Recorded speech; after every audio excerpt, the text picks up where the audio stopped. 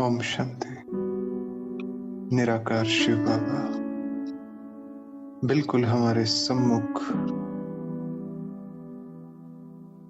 ज्योति के सागर जगमगा रहे हैं।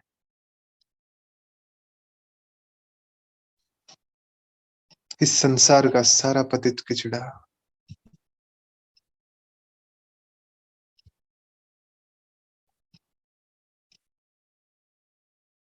निराकार परमपिता और हम निराकार आत्मा हमारी एकाग्रता की अग्नि से पावनता की लपटों से भस्म हो रहा है।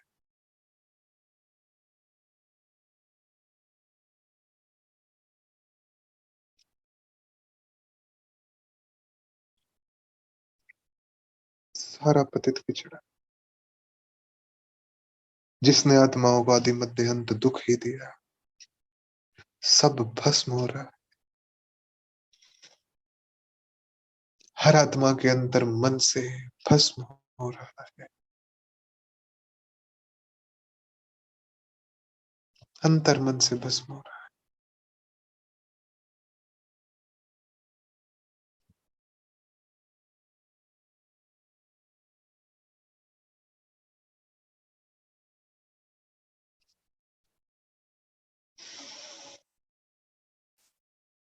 इसी बेहद की महसूसता में 14 अप्रैल 2023 के साकार महावाक्य सम्मुख बाबा से ही सार रूप में सुनेंगे।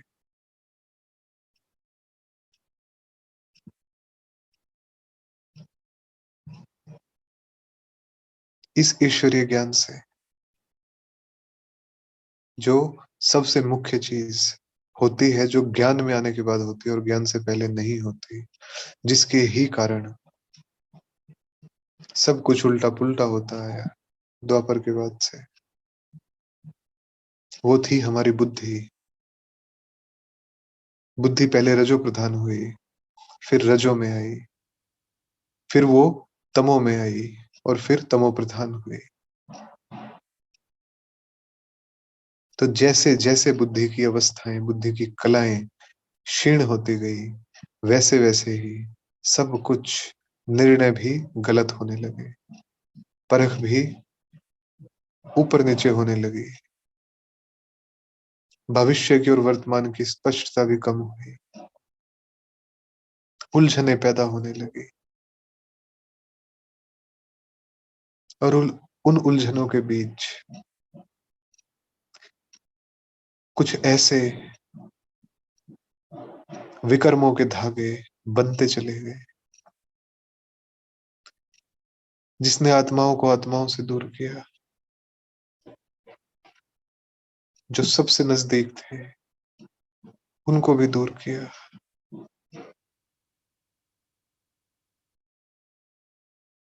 चलते फिरते जैसे एक पहाड़ सर पे लेकर,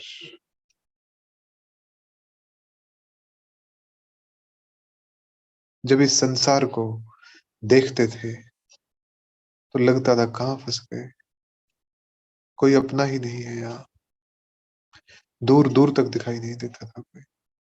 ऐसी बुद्धि हो गई थी। तो ज्ञान में आने के बाद सबसे पहली चीज और सबसे गहरी चीज जो होती है, हमारी बुद्धि पुनः उत्थान की तरफ जाने लगती है, अर्थात तमो प्रधान से उठकर सतो और सतो प्रधान की तरफ बढ़ती है। तो जब बुद्धि सतो प्रधान हो तब ही सर्विस की जा सकती है और तब ही धारणा कर दूसरों को कराई जा सकती है। तो मम्मा और बाबा के समान सर्विस तब हो सकती है जब बुद्धि सतो प्रधान हो, अर्थात सातों गुणों में प्रधान। सतो गुणी बुद्धि,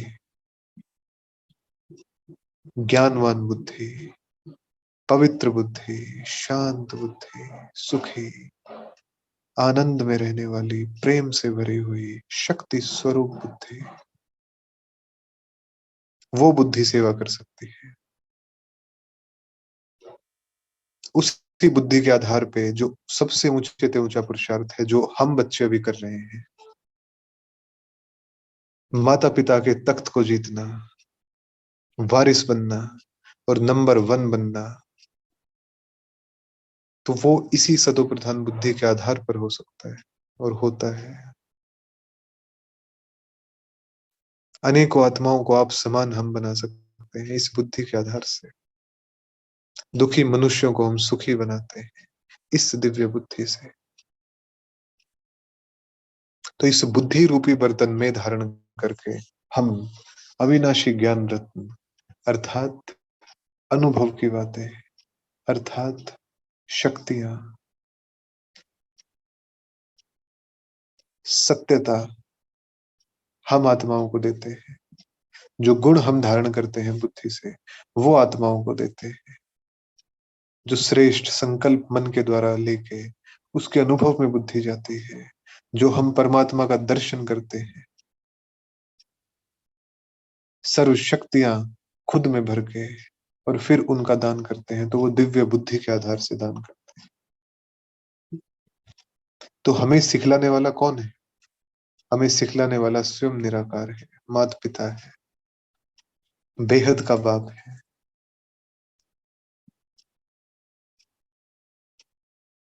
तो हम बच्चे अब प्रतिज्ञा करते हैं, बाबा हम केवल आपके हैं,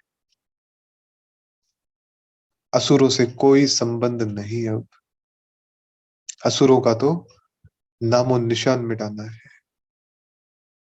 तो ईश्वरीय कर्म हमारा है, और ईश्वरीय कर्म क्या है?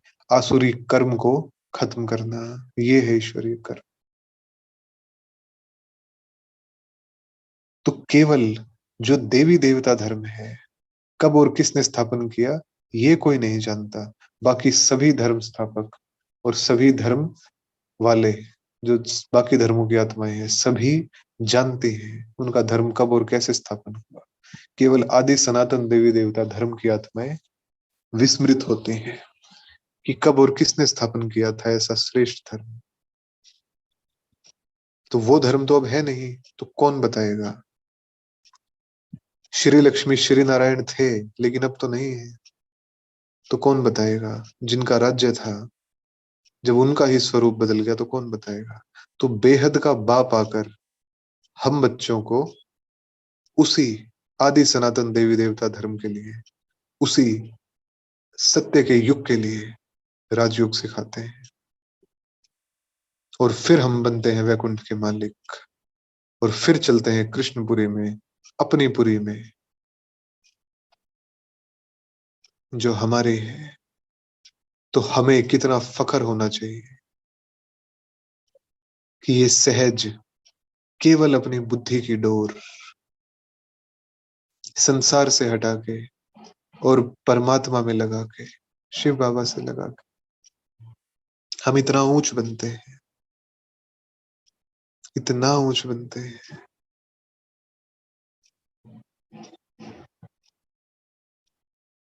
तो वहां पे ये सब धक्का खाना, भक्ति मार्ग की रस्म रिवाज होती नहीं।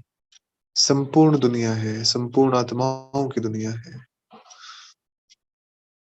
भरपूरता है, तृप्ति है, आत्माएं संपूर्ण स्वरूप में है। तो बाबा समझाते हैं कि बच्चे ये खेल बना हुआ है। जो देवी देवता धर्म की आत्माएं थी वही आकर ब्राह्मण बनी है। तो महसूस होता है ना हम सभी को, किसी को देख के महसूस होता है ना कि ये हमारे कुल का है, बहुत भक्ति की है इसने, हमारे कुल का है ये। तो वैसे ही जिन्होंने बहुत भक्ति की है वही बाप का आकर बनते हैं, और उन्हीं को ही भक्ति का फल मिलता है। आके कितने दुख सहे, कितने कष्ट सहे, लेकिन बाबा सब दूर कर देता है। आके तृप्ति मिलती है। तो बाबा भी तो अनुभवी बुजुर्ग था ना, साधु संत आदि भी देखे थे, शास्त्र भी पढ़े थे, गुरु भी किए थे। तो बाबा ऐसे अनुभवी रथ में ही आते हैं। जरूर हिस्ट्री रही होगी उसकी भी, कि एक ही रथ क्यों लिया? तो आता है ना, प्रश्न होता है आत्माओं का कि ब्रह्मा के इस तन में ही क्यों आया शिव बाबा, और किसी तन में क्यों नहीं आया? क्योंकि उस निराकार परम सत्ता को, जिसकी चेतना परम धाम से धरा तक हर चीज को नियंत्रित कर रही है, जिसकी बुद्धि में ये सारी रचना चल रही है। बाइबल में, बाइबल जो है क्रिश्चियन धर्म का शास्त्र है, उसके कोरिंथियंस चैप्टर 9 में और वर्स 13 में, जैसे अपने गीता में अध्याय होते हैं ऐसे ही उसमें अलग अलग चैप्टर्स हैं। तो कोरिंथियंस चैप्टर 9 अध्याय वर्स 13 में ये लिखा हुआ है, और वो बिल्कुल यथार्थ है, कि हम भगवान की अभिव्यक्ति में जी रहे हैं। We are living in God's manifestation. अभिव्यक्ति हुई है इस रचना की। जैसे हम अपनी बुद्धि में किसी चीज को रचते हैं तो हर डिटेल होती है ना। मान लो हमें कोई कपड़े डिजाइन करने हैं तो उसकी डिटेल होगी, उसका कॉलर ऐसा होगा, उसका बाजू ऐसी होगी, तो वो बुद्धि में रहेगा, बिल्कुल जीवंत हो जाता है, हम उसको महसूस कर सकते हैं। तो ऐसे ही हम भगवान की अभिव्यक्ति में जी रहे हैं, अर्थात ये धरा, ये ब्रह्मांड, ये सारा यूनिवर्स, ये उसकी बुद्धि का विस्तार है। उसकी बुद्धि में हम जी रहे हैं, अभिव्यक्ति है ये उसकी।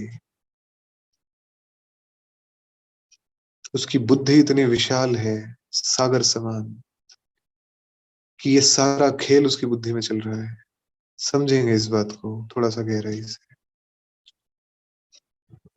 कि परमात्मा सर्वव्यापी नहीं है, वो बैठा है परम धाम में, लेकिन उसकी चेतना, उसकी चेतना से चल रहा है ये सब। कैसे सूर्य हिलता नहीं है, कैसे नीचे नहीं आता वो, कैसे सूरज और चांद का चक्र यूं ही निरंतर अपनी गति के अनुसार, समय अनुसार कल्पों कल्प बीत गए, लेकिन ये तो नहीं गया कहीं, ऐसे ही चलता है। तो कौन है वो सुप्रीम चेतना जो इन सारी चीजों को नियंत्रित करती है? वो शिव बाबा है।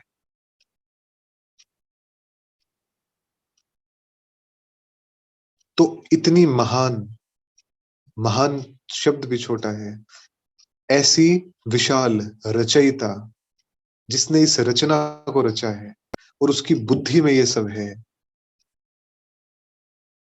चलेंगे आज थोड़ा गहराई में। है कैसी ये रचना, कैसी रचना है? एक छोटी सी चीज लेंगे। जन्म होता है बच्चे का, माँ के गर्भ में आत्मा प्रवेश करती है, सूक्ष्म शरीर के साथ करती है, और जो सूक्ष्म शरीर में एनर्जी होती है उसी के आधार पे डीएनए को मैसेज जाता है, डीएनए फॉर्म होता है बच्चे का, जिससे कि अंग बनते हैं, नैन नक्श निर्धारित होते हैं कैसे हो गए, रूप रंग निर्धारित होता है कैसा होगा, उसी सूक्ष्म शरीर की एनर्जी के आधार पे। और फिर बच्चा जन्म लेता है। ये सारी प्रक्रिया किसने निर्धारित की कि ऐसा होगा? और ये प्रक्रिया हूबहू ऐसे ही कैसे चलती रहती है? मनुष्य आत्माएं तो चलते चलते जान ही नहीं पाती कि प्रक्रिया क्या है। इस प्रक्रिया को किसी ने समझा ही नहीं, कोई समझ ही नहीं पाया। किसने निर्धारित कर दिया ये सब? कैसे? सागर से, सूर्य की तपत से, जो सागर का जल है वो भाप बन के बादलों में पहुंचता है, और बादल वहां तक पहुंचते हैं, और बादलों में वो नमी के रूप में इकट्ठा होता जाता है, और फिर उस नमी को भर के बादल हवा के माध्यम से एक जगह से दूसरी जगह जाते हैं, और जहां पे प्रेशर ज्यादा होता है वहीं पे ही वो सारी नमी बरसात के रूप में धरती पे आ जाती है। कैसे चलती है ये प्रक्रिया? ये इतनी बारीक प्रक्रियाएं प्रकृति की कैसे चलती है? कोई भी चीज कैसे हिलती नहीं, वैसी ही वैसी चलती रहती है। सूर्य यदि एक दिन ना निकले, क्या हालत होगी? हाहाकार हो जाएगी धरती पे। सूर्य नहीं निकला, क्या हो गया?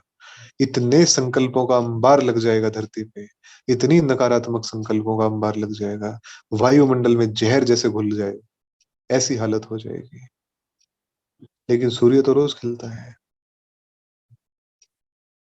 या कभी सूर्य आ जाए और जाए ही ना, रात ही ना हो, तो क्या होगा? तो ये व्यवस्थाएं जिसकी ताकत से चलते हैं, वो परम सत्ता ऐसे ही किसी के तन में आके बैठेगी, किसी के भी तन में आ जाएगी वो निराकार परम सत्ता। उसकी शक्तियों का विस्तार देखें, उसके विराट स्वरूप को अनुभव करें, और वो हस्ती किसी के भी तन में आ जाएगी? नहीं, वो हस्ती उसके तन में आएगी जिसका मर्तबा उस हस्ती के बिल्कुल बाद वाला है।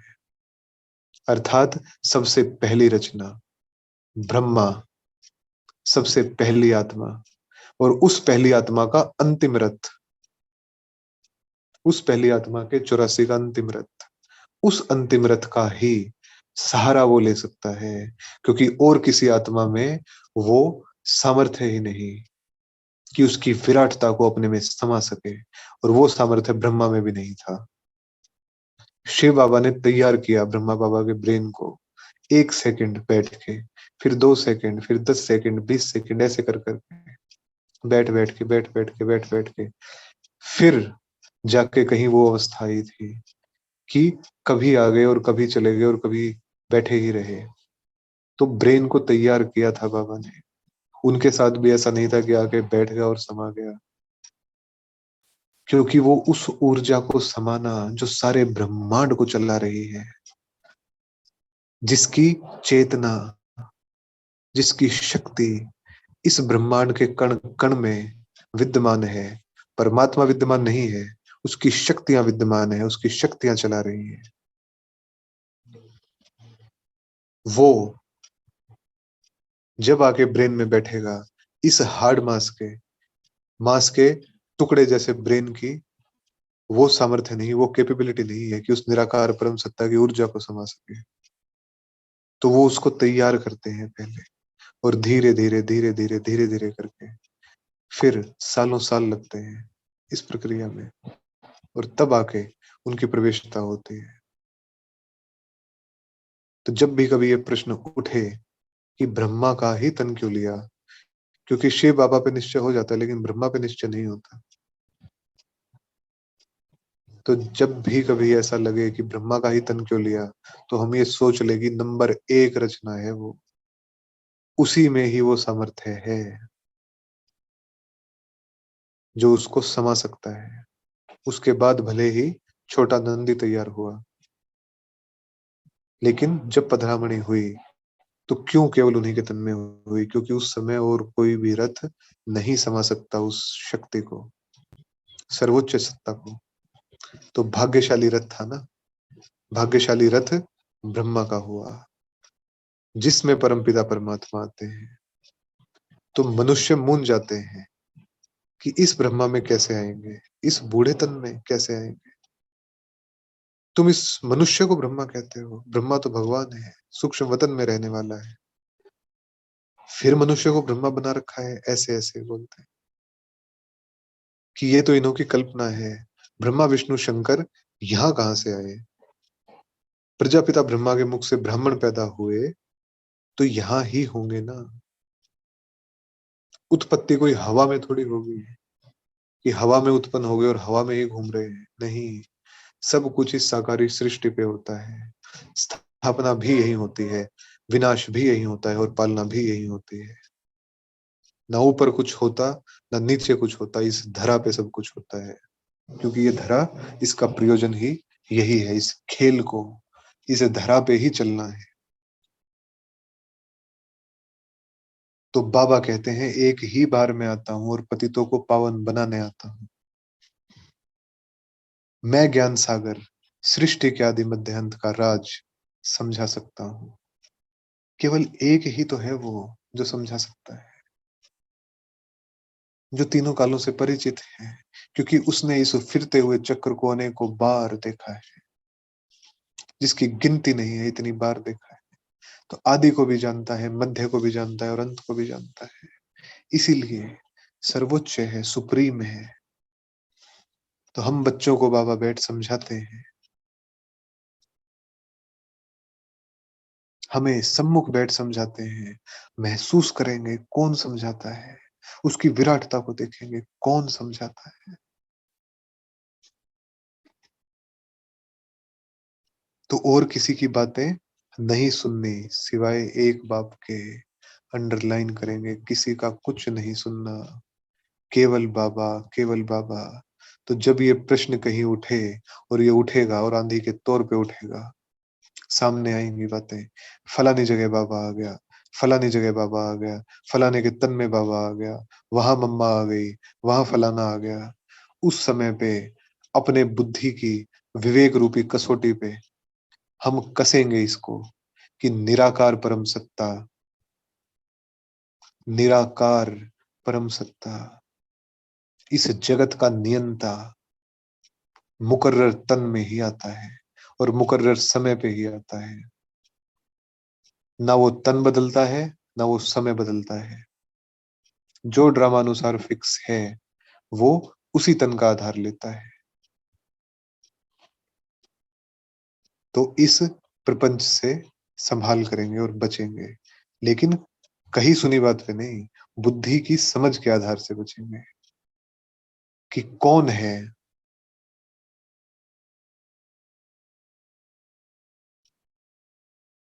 तो बाबा कहते, सतयुग में पवित्र प्रवृत्ति मार्ग था और अब हो गया है अपवित्र प्रवृत्ति मार्ग। तो आमतौर पे धारणा है संसार में, आसपास में, कि ब्रह्म कुमार और ब्रह्म कुमारियां भाई बहन बना देते हैं, आपस में इनके पास मत जाना, ब्रह्म कुमारीज वाले भाई बहन बना देते हैं। हमें ज्ञान को यथार्थ रीति समझ के और हर आत्मा को यही संदेश देना है कि निराकार परम पिता आया है पवित्र प्रवृत्ति मार्ग स्थापित करने। ब्रह्मा के बच्चे, एक बाप के बच्चे, हम सभी आत्मा भाई भाई, उस दृष्टिकोण से। तो ये जो मिथक है, ये जो मिथक फैली हुई है समाज में, अभी इतनी नहीं है लेकिन अभी भी है, इस मिथक को हमें तोड़ना है, लेकिन तर्क के आधार पे तोड़ना है कि प्रवृत्ति जब अपवित्र हो गई तो कितना दुख है उस प्रवृत्ति में, कितने झगड़े हैं, कितनी मिसअंडरस्टैंडिंग्स हैं, कितना असमानता का भाव है। एक अधिकारी है और दूसरा अधिपत्य है, एक अधिपति है और एक अधिकार में रहने वाला है, समानता नहीं है संबंध में। तो अपवित्र जब प्रवृत्ति मार्ग हुआ, तब भगवान आया पवित्र प्रवृत्ति मार्ग स्थापित करने। हमें भी समझना है इस बात को। सतयुग की स्थापना के लिए बाबा आया है, नई दुनिया को रचने आया है। क्या होता है उस नई दुनिया में? पवित्र प्रवृत्ति मार्ग होता है, अर्थात पवित्र गृहस्थ होती है। तो हम आत्माओं से बड़ा गृहस्थी तो कोई हो ही नहीं सकता। सारे संसार को हम गोद लेते हैं, सारे संसार की जिम्मेदारी खुद पे बाबा के डायरेक्शन अनुसार उसी की शक्तियों से उठाते हैं। हमसे बड़ा गृहस्थी कौन है? तो हमें समझाना है आत्माओं को। ये मिथ जो बन गई है, ये इस तर्क से तोड़नी है कि पवित्र प्रवृत्ति मार्ग की स्थापना करने के लिए निराकार परमपिता धरा पे आते हैं। ये जो अपवित्रता है प्रवृत्ति की और गृहस्थ की, इसका खात्मा करने के लिए आते हैं, क्योंकि इसने आत्माओं को दुख ही दुख दिया है। बस जो जीवन अमृत है वो बहता गया, क्षीण होता गया, आत्मा कमजोर होती गई। उस जीवन अमृत को विश्व कल्याण के कार्य में लगाने के लिए परमात्मा आता है, पवित्र गृहस्थ स्थापित करने आता है, और उसका प्रैक्टिकल यही संगम पे ही कराता है। यहाँ पे गहराई में उतार के, वहां पे तो केवल पार्ट बचता है जाके।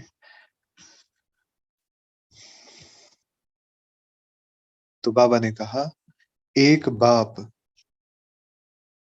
एक धर्म जो सतयुग में था, वो एक बाप ही स्थापन करते हैं, आदि सनातन देवी देवता धर्म।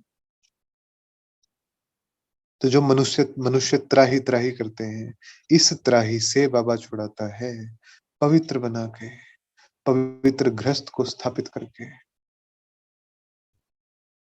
वहां श्री लक्ष्मी श्री नारायण का राज्य, पवित्रता का राज्य, पवित्रता के आधार पे राज्य, पवित्रता के आधार से सुख और शांति। तो श्री लक्ष्मी और श्री नारायण से सुंदर गृहस्थ किसकी हो सकती है? किसी की नहीं हो सकती। उस गृहस्थ को स्थापित करने वाला है निराकार परमपिता शिव बाबा। उस गृहस्थ को स्थापित करते हैं वो। तो हमें विनाश से पहले, हमें किसी और चीज से पहले आत्माओं को ये संदेश देना है कि निराकार परमपिता आया है अब घर ले जाने। और जब वापिस आएंगे तो इस अपवित्र गृहस्थ से छुड़ाए पवित्र गृहस्थ में लेके जाता है बाबा, पवित्र प्रवृत्ति मार्ग। तो मनुष्यों को इन बातों को जानते नहीं मनुष्य, हमें बताना है उन्हें। तो सतो प्रधान बुद्धि के आधार से ही धारणा भी होगी और कर्म भी ठहरेंगे, सतो प्रधान बुद्धि के आधार से।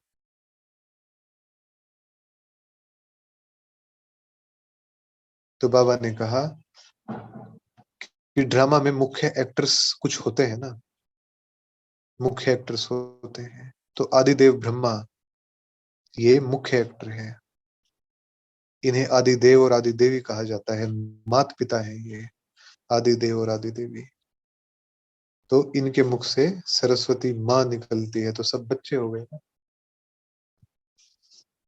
तो हम सभी भी सर्वात्माओं के माता पिता हुए ना, बिल्कुल बाबा और मम्मा जैसे।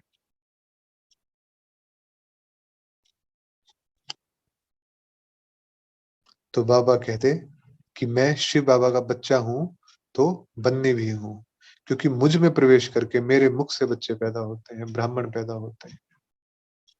तो कंबाइंड हो गए ना, शिव बाबा और ब्रह्मा बाप कंबाइंड हुए।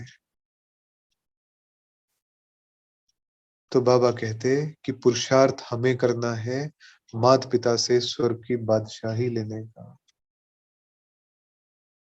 स्वर्ग की बादशाही। तो जिस दुनिया में हमें जाना है, बादशाही करनी है, वैसे ही संस्कार अभी अभी ही इमर्ज करके प्रैक्टिकल में इतने पक्के करने हैं, इतने पक्के करने हैं कि वहां तो नेचुरल एक्ट चलेगी बस, वहां तो नेचुरल एक्ट चलनी है। बहुतों को आप समान बनाना है, ये ऊंचते ऊंच सेवा हमें करनी है। दुखी मनुष्यों को सदा के लिए पहले खुद सुखी बनना है, और उनको भी हम बना देंगे। किस आधार पे बनाएंगे? पावनता के आधार पे बनाएंगे। यही है हमारा काम, यही है हमारा पार्ट। इसी के लिए ये तन, ये समय और ये शक्ति हमें मिली है, तो इसी कार्य में ही ये लगेगी। तो बाबा कहते हैं कि दिल में हमें आना चाहिए कि बाबा पढ़ाता है, निराकार, वो इतनी ऊंची हस्ती आके हमें पढ़ाती है, अर्थात बुद्धि का ताला खोलती है। तो जितना जितना ये बुद्धि में जाता जाएगा, उतना उतना ही स्वर्ग में ऊंच पद मिलेगा। तो ऊंच पद का आधार है दिव्य बुद्धि, ऊंच पद का आधार है जितना जितना उस संसार को, उस सतयुगी दुनिया को, उस सूर्य वंश को हम वर्तमान में साकार कर लेंगे अपनी बुद्धि में। क्योंकि अवचेतन मन अंतर मन बुद्धि में है, तो अंतर मन में वही चीज जाती है जिसका बुद्धि दर्शन करती है। तो जितना जितना हम उसका दर्शन कर लेंगे, उसका गहराई से अनुभव कर लेंगे, उतना उतना ही वो साकार होता जाएगा। और उतना जितना साकार होगा, उतना ही वाइब्रेशन फैलता जाएगा, और फिर वैसा ही पद सहज ही मिलेगा।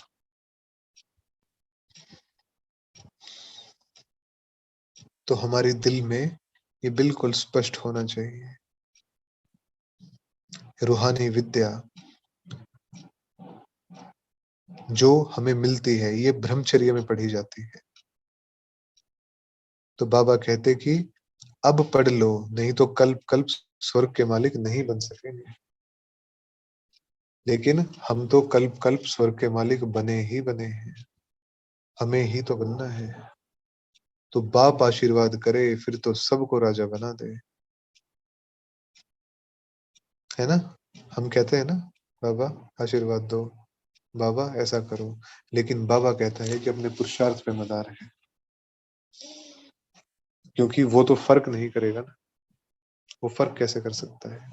वो बनाएगा तो फिर सभी को बनाएगा, लेकिन एक कायदा रखा है। हम्म, पुरुषार्थ का कायदा रखा है। समझाने सभी को एक देता है, बराबर देता है, लेकिन पुरुषार्थ करने में सभी नंबरवार है। तो जो जितना करेगा उतना उसको मिलेगा, ये कायदा सेट कर दिया बाबा ने। नहीं तो अगर वो आशीर्वाद करेंगे तो 800 करोड़ पे करेंगे फिर, तो कायदा नहीं है वो। तो बाबा ने कहा ये बहुत बड़ा कॉलेज है, नाम ही है ईश्वरीय विश्वविद्यालय, और गारंटी करते हैं सभी को वापस ले जाऊंगा। कहाँ? जिसके लिए तुम आधा कल्प भक्ति करते आए हो, उस मुक्ति धाम में, और उसके बाद वैकुंठ का मालिक बन के सुख धाम में। तुम मीठे मीठे सिखिल दे बच्चों प्रति, माता पिता बाप दादा का याद प्यार और गुड मॉर्निंग। रूहानी बाप की रूहानी बच्चों को नमस्ते। हम रूहानी बच्चों की रूहानी बाप दादा को याद प्यार, गुड मॉर्निंग और नमस्ते जी। तो बाबा से वरदान लेंगे।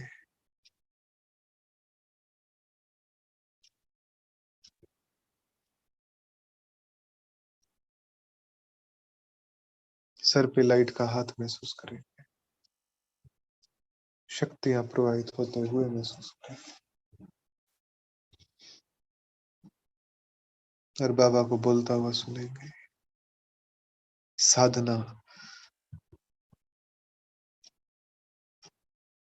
साधना और साधन के बैलेंस द्वारा अपनी उन्नति करने वाले ब्लेसिंग के अधिकारी भाव। साधनों को आधार बनाने के बजाय अपनी साधना के आधार से साधनों को कार्य में लगाओ। साधनों को आधार बनाने के बजाय अपनी साधना से साधनों को कार्य में लगाओ। किसी भी साधन को उन्नति का आधार नहीं बनाओ, नहीं तो आधार हिलने के साथ उमंग उत्साह भी हिल जाता है। क्योंकि साधन को आधार बनाने से बाप बीच से निकल जाता है, इसलिए हलचल होती है। साधनों के साथ साधना हो तो हर कार्य में बाप की ब्लेसिंग का अनुभव करते उमंग उत्साह भी कम नहीं होगा। स्लोगन, अगर मगर के चक्कर से न्यारे बनना है तो बाप समान शक्तिशाली बनो। ओम शांति। तो आज का हमारा होमवर्क हम लेते हैं, बाबा का स्वरूप और कैसे वो अपने धाम से आकर कैसे कैसे पार्ट बजाता है, कैसे कैसे कर्तव्य कराता है, इसकी विशालता को हम समझेंगे। तो चिंतन का होमवर्क है, आज हम चिंतन करेंगे बहुत गहराई से। बाबा आके कैसे कैसे कार्य कराता है, क्योंकि उसके कार्य को समझना, उसको समझने के लिए उसके कार्य को समझना बहुत जरूरी है। तो इस विषय में चिंतन करेंगे, कैसे शिव बाबा कार्य करता है। ओम शांति।